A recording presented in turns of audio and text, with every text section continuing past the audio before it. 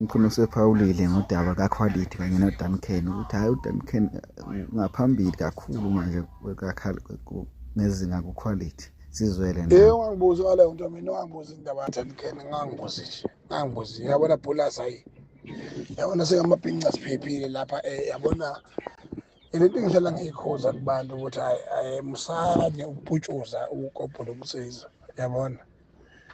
Lokhu bekufanele ngabe siyakuhleka okuDuncan sithi eyi kuhlulekile lapha la ugodo luyabheda, hayi cishe kakhulu.